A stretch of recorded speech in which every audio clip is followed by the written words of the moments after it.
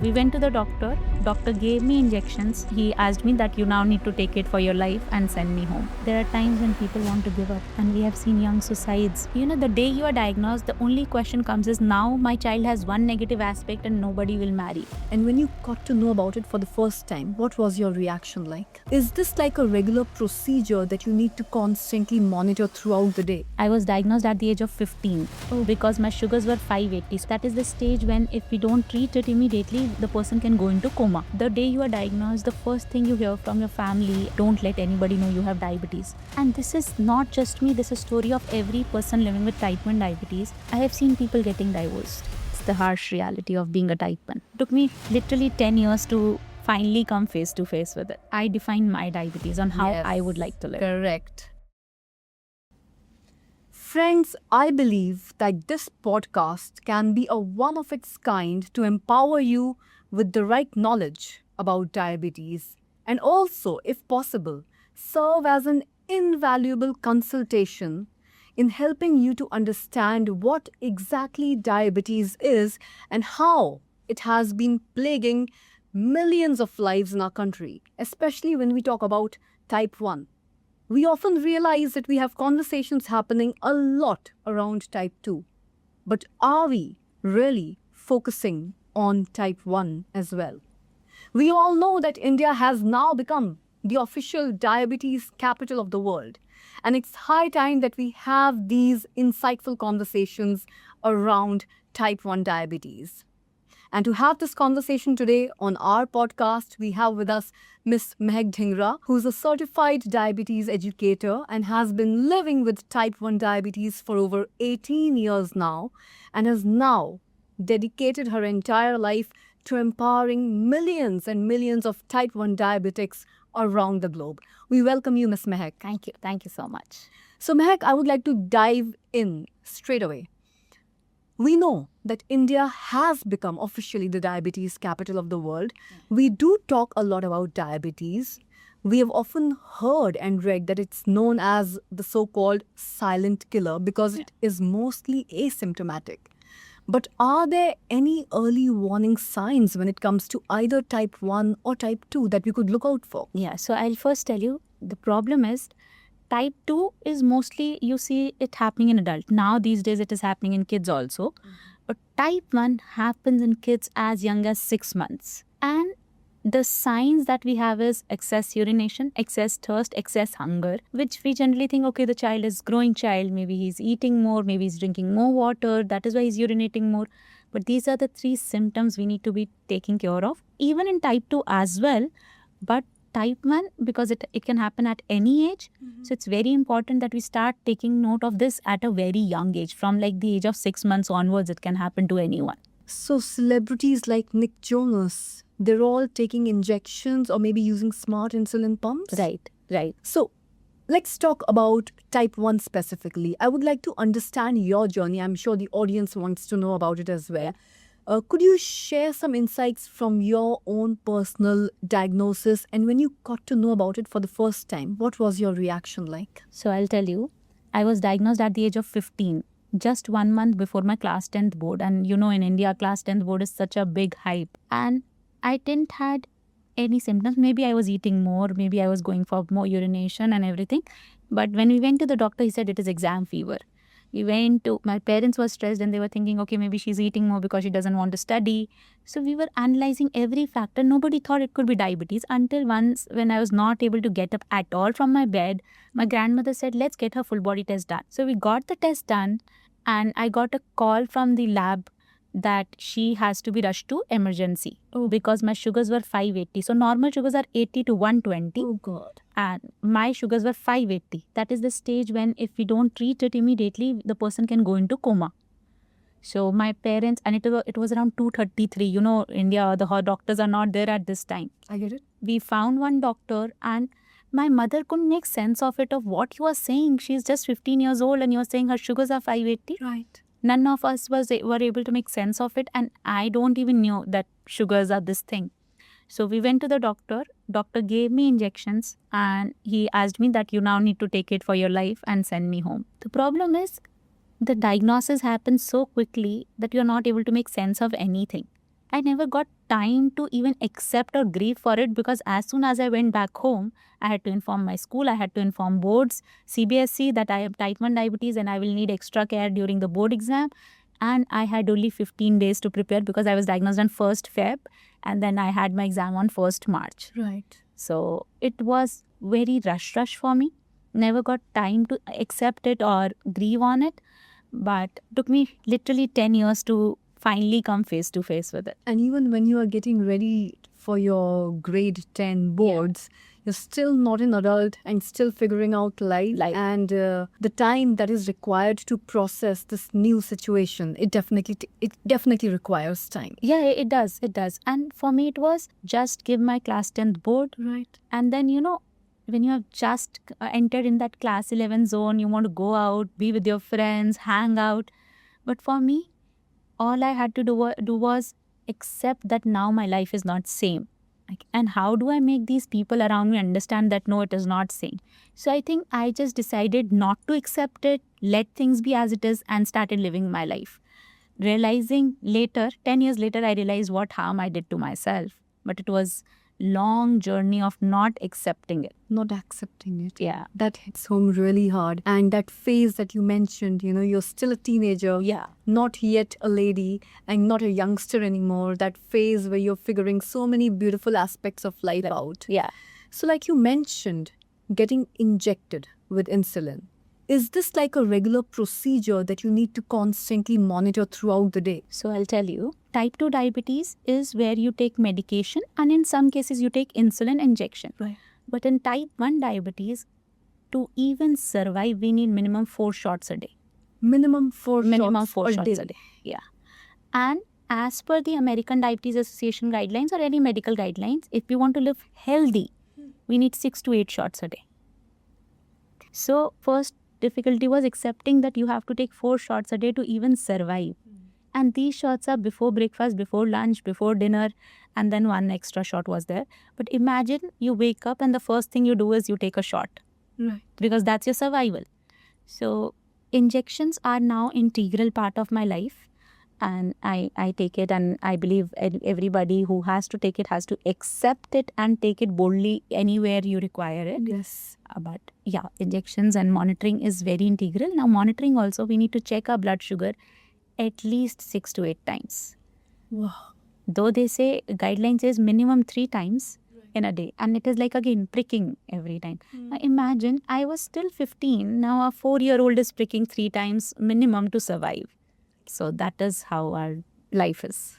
So constant monitoring and constant injection throughout the day, especially before meals. Right. So when this journey started as a girl who was preparing for her grade 10 board exams, I'm sure the constant monitoring, the constant injections must have created a certain amount of a physical and a mental toll, which society does not talk about or maybe tends to neglect. Would you like to throw some light on it? So I'll tell you, see, class 10th, I just gave my board, everything happened. 11th, 12th, I don't even know what happened. It went by. I don't even remember checking my blood sugars. So that is now when I reflect back, I realized I went into the rejection phase because I told I had not accepted it. Yes. And rejection phase was not checking your blood sugar and just taking injection. So I would check once a week and think, okay, it is high. And I would remain high for so long. And again, I would take insulin when I'm eating. I would skip shots. And this is not just me. This is story of every person living with type 1 diabetes. Because sometimes, you are hanging with new friends and you don't want them to say, I cannot eat what you are eating. So you eat and you don't take your shot. Because it is difficult to explain them that why I need the shot. The pressure to fit in with your peer group. Yeah. Also, how friends are, some not with any ill intention, but generally it is, meetha mat kha, diabetes ho jayegi. And to me, I would say, I cannot even say I am still going through it, right? So the trauma that we go through internally is too much more, and plus the social stigma. It's the day you are diagnosed, the first thing you hear from your family and everybody around is, don't let anybody know you have diabetes, especially being a girl, because now they're scared nobody's going to marry you. So, is it? yeah, the first time I was wearing my insulin pump, Right. the saloon lady asked me, are you comfortable? How will you live your life with it? Will you be able to get married with this? Because that's what they think about. So, the day you are diagnosed, the only question comes is, now my child has one negative aspect and nobody will marry. So, This is one thing which I never thought about up until now. Is this a real thing? The pressure? Like, Yeah. ab shaadi kaise hogi? So- Especially for girls? So not only ab shadi kaise hogi, girls and boys both, but also I have seen people getting divorced post-diagnosis. So if one of my friend got diagnosed 6 months into marriage, the husband left. Another one got diagnosed at 1 year of marriage, husband left. We have seen where husband knows and in-laws doesn't know, but the husband will leave because now once parents get to know, they are not happy with it. So the life living with type 1 diabetes is one thing, but dealing with all the societal challenges is a very different thing. Jobs. We are rejected jobs. There are certain era of jobs where we cannot even apply, which we understand. It's okay, like army, I cannot apply, which is And that absolutely understandable. But there are people who got selected into banking jobs, but were rejected because going with an high HbA1c, we are burdened to them. And as a banking job, they have to compensate our medical expenses. So they would not hire somebody who already has a medical expense going on. And ours is an ongoing medical expense, right? So they would hire an handicap, right? But not a person with type 1 diabetes, because handicap may not have an ongoing medical expense, but ours is an ongoing medical expense. Right. So being rejected from job, social groups, life, and marriage, we deal with all these kind of things. So guys, now we have Ms. Shraddhanjali Soname with us. She's from Sponsify, and let's hear from her regarding what Sponsify is all about. So, Anukriti, firstly, thank you for being a wonderful host for us. So, I'm the founder and director of Sponsify Network India OPC Private Limited. We are now having an event on 30th of May in Radisson Blue, Sector 13, Dwarka, which is a Type 1 Connect event. What was the real inspiration behind this collaboration? We are an events management company and we specialize in sponsorships. So I got in touch with Mehak. I have a very sincere thanks to Vishal Khandelwal and a very deep gratitude for Ashna Singh and Shailendra sir. So via them I connected with Mehak Dhingra, and she has contributed a lot in the type 1 diabetes segment. So I thought, as we are doing events, so our previous events has been in GST Championship Cup, which is by Vijendra Goswami sir, which was in Uttarakhand, Dehradun, and the chief guest was Mr. Trivendra Singh Rawat, who is the ex-chief minister. Our second event was with Anshula Mudgal, and the chief guest was Ms. Isha Kopikar.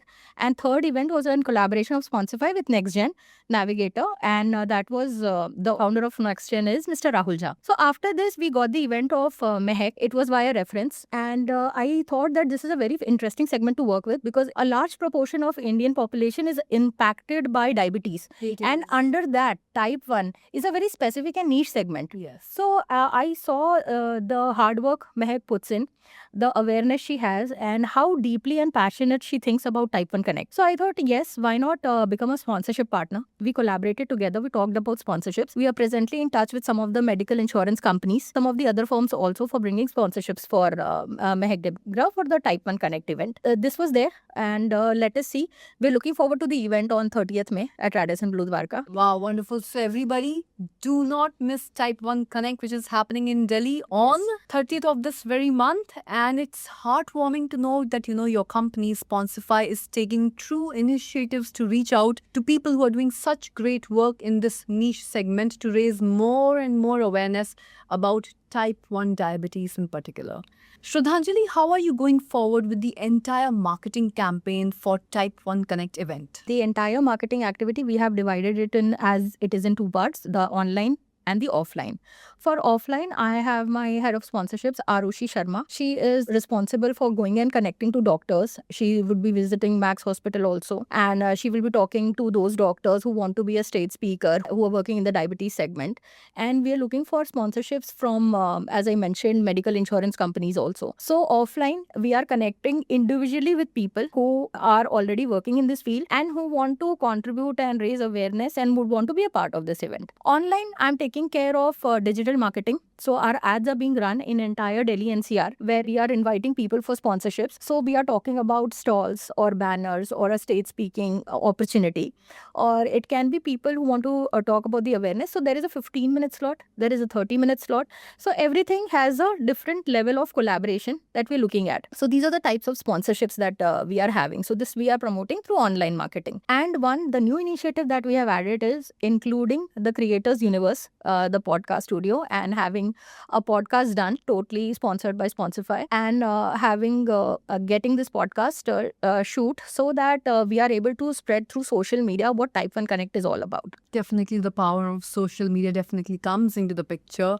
And to know that you're providing keynotes and panel discussion sessions for the people to raise more awareness on the stage as well during Yes. the event. Yes. That's absolutely wonderful to know. Great work which is being done by Spotify. Thank you so much. We are the sponsorship partner, and the event is entirely designed by Mehak Dhingra.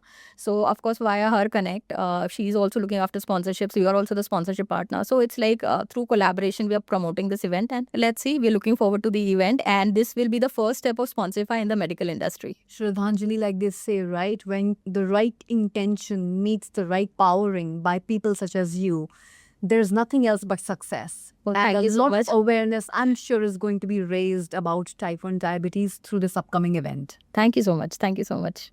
Looking forward. So it looks like your company Spotify has been doing tremendous work in the events and the experiential space. What has been your latest achievement? Okay, so the latest achievement has been my company, Spotify. It was shortlisted. It is one of the shortlisted companies out of 3,200 applications from Gujarat University Startup Entrepreneurship Council. Wow. Yeah, so out of 3,200 applications, we are amongst the 373 shortlisted companies. That is brilliant. Another things that I want to highlight is the segments which were selected in this was AI, ML, healthcare, EdTech, and amongst this events industry, I think my company is the only company which is from this segment. There has Truly wonderful. Yours is the only one from the events industry. Yes. And now also shortlisting amongst the pitching is going on. So it's still on, and my name is still awaited. It will come in the next week or next to next week. Let's see. Along with this, I had a lot of support from SME experts. They also helped and guided. So yes, it was a wonderful journey. As you know, it's for any startup, funding is a difficult part. And if we get the support of government, it becomes really easy. So our expansion plans are there, geographical expansion and adding more manpower. So we are able to give more branding, visibility to more of the companies that join us. And of course, it leads to a lot of credibility also. Of especially course, when the yes, government is yes. funding you. Yes. But I'm sure that this start has been quite a roller coaster. Out of 3,200 applicants, to be shortlisted amongst 373 is a feat in and of itself. Yes. Wonderful. Yes, I would like to thank God, my parents for the support, my entire family, my team members. And not to forget the great work that Spotify has been doing so far. Yes, by God's grace, yes. And now really with Type 1 Connect event. Yes, we are looking forward. So despite so much of progression and advancement in medical technology, the stigma around diabetes is still going strong. Yes, also the problem is outside India, type 1 diabetes is totally recognized as a disability. Okay. In India, it is not recognized as a disability. Would I want that? No, because in India, if you once give the label of disabled, we will face a lot of other traumas and stigmas. I agree. But the benefit that a disabled gets are way too much. Like, just to give you an example, if a child with diabetes, his sugars go low during an exam. So low, what happens? Like our sugars go high, it can go low also, Yes. right? Now, if it goes low, my brain needs 45 minutes to recover. But the child is not given extra time because we are not recognized as disability. Sad reality of our country. Yeah, so to some points, I would want it to be recognized, at least for the benefits of getting medical expenses, getting a job or anything. But as a label, I would not want it. Correct. Yeah.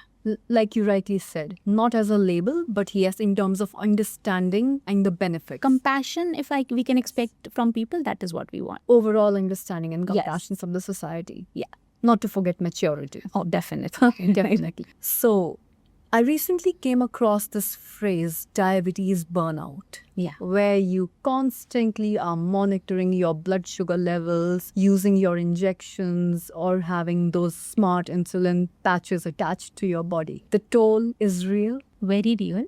So now if I have to talk about burnout, no, I'll tell you one thing. Burnout doesn't happen because we are not doing enough. It happens because we are doing enough and still not getting result. Yes. So there are days when I can do everything right and still my sugars are high and I'm like, what did I do wrong now? You hit the right spot. Yeah. Yeah. Right. So problem is we all are trying as much as we know and still we deal with this ups and downs every day because we are trying to mimic our own pancreas, which is not easy. Imagine eating any food you want to eat. You have to first put on weighing scale, weigh it, calculate the carbs in it, then calculate your dose in it, and then you take your shot. And then you recheck after 2 hours whether your dose was correct or not. Now, doing this for every meal of the day, a mother came to me like, my younger one who doesn't have diabetes can go out and pick up a namkeen packet and eat. But this one, the elder one who has diabetes, has to first take the namkeen packet, put it on the weighing scale, weigh it, calculate the carbs, and then eat. So the mental trauma is too much of the doing we are doing and still not getting the result. And again, we are paying everything from pocket. India is a country where everything goes from pocket. Yes. Right? So we are not compensated for our medical expenses. And to live a healthy life with type 1 diabetes, we spend minimum 20 to 25,000 per month. So if I'm spending 20 to 25,000 on my survival and still not getting results, there are times when people want to give up, and we have seen young suicides. We have seen parents killing the entire family because they cannot take care of these things. It's the harsh reality of being a type 1. So with your expertise and all that you have gone through in your life tackling type 1 diabetes, what best advice would you give to the viewers today in terms of what kind of a diet should they follow which can facilitate the overall management of type 1 diabetes on a day-to-day basis? That's a very good question. So I'll tell you, type 1 diabetes doesn't require us to follow the diet. So this is one place where we need to understand that only thing is my body is not producing insulin, right? I can eat regular food. So eat regular food, learn insulin management. Now, if I have to give a message to family and I don't want them to give up, first will be, I would say, please connect to any nearest community there is. So we have good support groups. Okay. So connect to any nearest support group, learn the concepts. And even if you cannot afford, we have created support groups that help you afford and buy your supplies. Of course, we cannot give the best of them, but we still will make sure the child survives a healthy life if they connect to the support groups. So diet is not there, but community support, learning the science of management is very important. So sugar and insulin working in tandem together and managing them both together is more important than aap kya kha rahe. Right. When it comes to family and family support, like you rightly said, type 1 diabetes is now being diagnosed in little kids as well. Yes. And for kids, their family is everything. All that they look up to is their mom and dad. What role does family play when it comes to providing support so that the child, or anybody for that matter, does not give up on their life? Sure. So I'll tell you. First of all, I want to tell you, type 1 diabetes since last 100 plus years has been in kids only. So earlier it was called as juvenile diabetes. Later we realized that it is happening in adults also, so it was renamed as type 1 diabetes. Now, as a family plays the key role as well as the most difficult role. So what I say, being a type 1 is much easier than being a parent of a type 1. Now, seeing your child prick himself or inject himself is so much more difficult than taking that prick on our own selves. For me, it was my parents' strength that helped me move forward. Right. And this is what I see from others also. I have seen a father taking a shot with saline just so that the child feels I can also take. I have seen a father putting a CGM because he wants his child to inspire that I can also take. So as a parent, they are the role models and the way they see us matters more. The first thing I tell my parents, anybody who comes to me as a patient also, I tell them, बच्चे को बेचारा बनाना छोड़ दो. So they are not bicharas. You see them as a reason they have it and what change they are going to bring in the world. Imagine if Nick Jonas' parents would have thought that he's a bichara. he would have not been here where he is. Correct. Right. So all you have to think is, my child has got a condition. I don't know what is God's significance right now behind it, but maybe if I support my child, I'll get to know what journey God has created for him. And that is what I do for myself also. I just say God has created this path for me, because if I would have not had type 1 diabetes, I would just have been an ordinary advocate by profession and married, maybe taking care of kids. But today I'm living an extraordinary life. Such a beautiful thought. And then, like you said, as much as it is sometimes heartbreaking for families, for parents to see their young ones injecting themselves with insulin shots throughout the day, they need to stay strong at the same time. Right. Because after all, the strength that the child has is his or her parents. Right. Then when we come to technological advancements now, Mehak, Yeah. in terms of the continuous glucose monitoring devices and the modern insulin patches that we have these days, Right. have we really progressed in terms of medical advancements? Are you excited about them? So I'll tell you, thankfully in India, we do have CGMs. And we also have insulin pumps. It is going good. We are paying huge amount to get it. Now China is taking over the market. So of course the rate is decreasing, and we may soon have an Indian production also of insulin CGMs. So of course they are life-saving. Only thing comes is the cost. Right. So we pay 7,000 a month to just have continuous glucose monitor. And everybody cannot afford 7,000 a month. Correct. So it's wonderful, and it is life-changing. If you ask me, it is something that should be used by every person living with type 1 diabetes. It is like something you cannot compromise on, and government should come up with schemes to support it. Keeping fingers crossed, someday our government will definitely work on it. Now coming to insulin pumps, it's a beautiful device that helps me, because now I don't have to prick all the time. I was going to ask that as my next question, because I've seen kids and adults alike manually inject themselves with insulin throughout the day compared to the smart insulin pumps. So how do they operate? So, see, first we had manual pumps in India. Okay, now we are blessed with smart pumps also. Manual pump was just like, now you are not pricking every time. So there is a small device that would come, and you would put your numbers in it, and it would let the insulin flow. Okay. It is like a cannula attached to your body. Right. Right. Now, that was when I had my first cannula attached. My saloon lady saw, and like, will you be able to get married with this? Because that's the stigma we live in. But imagine if this small device can save my life, why not? Right. Absolutely, by all means. Yeah. And now coming to smart insulin pumps, it is also known as artificial pancreatic system or automatic insulin delivery system. Interesting. So what happens? This tries to mimic your pancreas, and you have this device. If your sugars are going low, it stops insulin delivery. And if your sugars are going high, it gives insulin delivery. Wonderful device, costs us 6.5 lakh rupees to buy even one pump. For 4 years is the cost, and then the monthly expenditure is separate. So it's really difficult for us to afford it in India. We have hardly 12,000 to 15,000 users right now on it, and we have more than lakhs of people living with type 1 diabetes.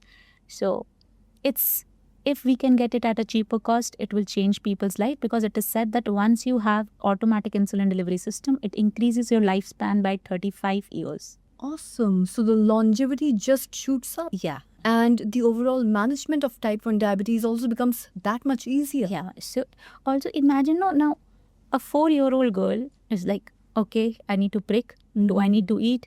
Can I eat? Can I not eat? Constantly thinking. So they say that type 1 has to make 360 decisions extra than a normal person, non-diabetic person. That's why the diabetes burn out. Yeah. So now, rather than this 4-year-old is having a device, right? And even if she picks up and eats something, we know device is going to take care of. Correct. Not completely, but yeah, it is going to take care of. To a large degree. Yeah. So it is constantly monitoring your sugar levels, and then according to the sugar levels, injecting the right amount of insulin into the body, Right. without constant manual monitoring. Right. So it makes life that much easier. Yes, way easier. Like I have right now 2 devices on my body. So I say I'm a cyborg. So, at all living time, I have minimum 2 devices The on way my you body. put it, this is so beautiful. Yeah, so I have started loving the way life is now. And I think the more I love, it helps other people around me also accept it. Absolutely. You know, I love this positive energy about you, and positivity is just so contagious. Thank When people see you smiling and radiating and full of life and handling everything so efficiently, it definitely inspires so many others who are watching you through this podcast today. Thank you. I've got one more thing to ask with regards to the current clinical trials, if they are going on right now, not just in India, but across the globe. Do we have some current clinical trials or any other medical advancements which we, as an audience in India, might not be aware of, which you are excited about in the future, which could probably manifest into a reality for all of us? So I'll tell you, first of all, I don't think anything is going in India, but outside India, a lot of things are going on. So we are expecting stem cell therapy to work in type 1 diabetes. However, the problem is type 1 is an autoimmune condition. Right. So even if the beta cells, which are insulin producing cells, Yes. injected through stem cell, the immune system again kills it. Oh. So the therapy was failing again and again. Now what we are doing is we are injecting beta cells, but we are engineering like a layering out of it so that the autoimmune doesn't recognize it. So this is a Brilliant. entire scientific study going on, and we have studies going in Europe, UK, Singapore. They are trying it. We have some successful result, but for it to be market ready, for even to call it success, we need at least 10 years minimum. It's So going to take time. It's a long journey on it. yeah, also we don't know, for even after success, what if after 5 years again their body turns autoimmune or something happens, and or maybe the layering goes out. So lot of trials are going on. So we all have to be positive. Yes. That is one thing I would everybody to be, and hopeful that something will come. We don't know if I may get to try or not try, but I am sure someday something will come. Meg, you've been such a true inspiration on this podcast, and I would want you to share any message of positivity with regards to type 1 diabetes with all our viewers who are watching you and are listening to you today. Only thing I want to say to everyone is, don't let your diabetes define you. You define your diabetes. So that is one thing I live with. Earlier, my diabetes would define my life. Today, I define my diabetes on how Yes, I would like to live. Correct. And that's the right attitude. So positive, such radiance coming from your entire aura. We absolutely love it. It was wonderful having you on our podcast. And I'm absolutely sure that all the millions who are watching us today are getting truly inspired by your story. Thank you. Thank you so much for sharing your time with us. Thank you. Thank you. Shraddhanjali, how has your experience been on this podcast? My experience has been wonderful. Okay. And this is my first podcast. Oh. Yes. So I have been on stage, I've given presentations, but podcast is a different feeling altogether. You're talking about your company and everything. Yes. One of the important things I would want to highlight is a very special thanks to you, Anukriti Sharma. It's been really nice talking to you. This was just a chit chat. I thought it was very casual, and not, I wouldn't say casual, but like an interaction which was healthy, and I was very comfortable talking about. And I did interact with a lot of hosts and anchors for the events and MC. But I think I had that connect with you, wherein you had the understanding of the event, wherein you had the understanding of the podcast guest, Mehak Dhingra, and for me also. So it was nice interacting with you, and you were really nice throughout the Thank you podcast. so much for the feedback. You know, it humbles me and empowers me at the same time to do better work in the future and to be able to make you feel comfortable. I couldn't have asked for more. Thank you so much, and a very special thanks to Danny from the Creators Universe Of also. course, yes.